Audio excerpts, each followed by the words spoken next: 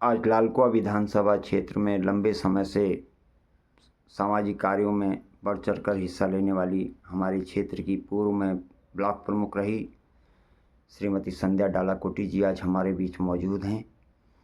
आज हम उनसे जानने का प्रयास करेंगे कि आप लंबे समय से इस क्षेत्र में बिंदु खत्ता को राजस्व गांव बनाए जाने की मुहिम में रात दिन लगी हैं और तमाम नेता और अधिकारियों से आपने संपर्क किए हैं और अभी बीच में आपने आंदोलन भी किए हैं।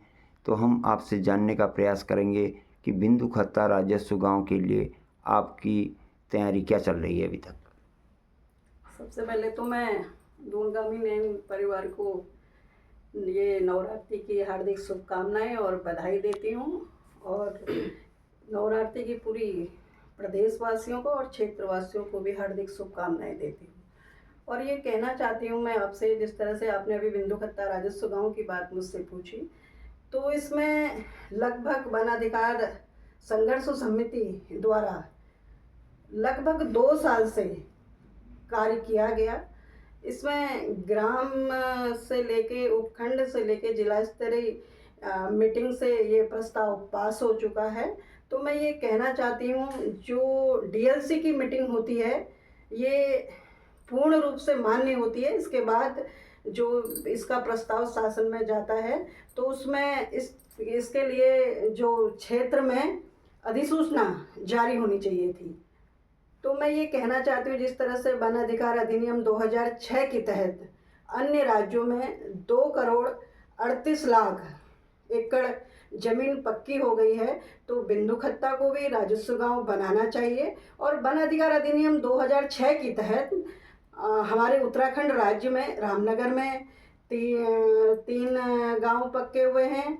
तो उसी की तह से लालकुआं का जो क्षेत्र बिंदु खत्ता है वो, और इसी के साथ साथ हमारे क्षेत्र गौलापार में चोरगलिया, बागजाला, किशनपुर रेकवाल, दानी बंगर और सुल्तान नगरी, बागजाला, कई क्षेत्र वहाँ भी हैं। तो उसकी भी प्रक्रिया सुचारू रूप से चल रही है। अभी उपखंड लेवल पे उसकी फाइल पहुंची हुई है, तो हम उसमें भी संघर्ष कर रहे हैं और उसको भी मुकाम तक ले जाएंगे।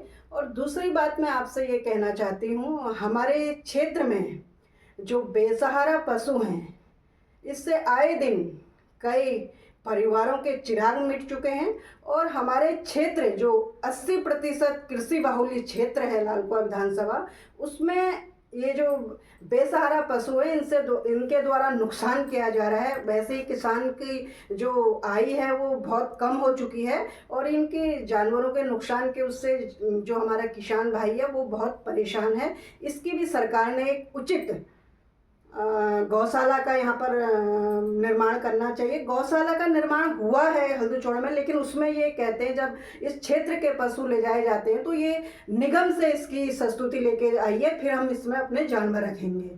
और तीसरी बात मैं आपसे ये कहना चाहती हूँ, हमारे लालकुआं विधानसभा पूरी गौलापार चोरगलिया बरेली रोड से बिंदु खत्ता तक का जो अवैध नशा की जो होम डिलीवरी हो रही है, घर घर जो बिक रहा है, मैं इसके लिए कहना चाहती हूँ सरकार से और आबकारी विभाग और पुलिस से कि इसको आप बंद कराइए। जो हमारा भविष्य है वो एक गर्त पे जा रहा है। वो उस एक भविष्य जो हमारे परिवार का एक बच्चा होता है तो उससे पूरे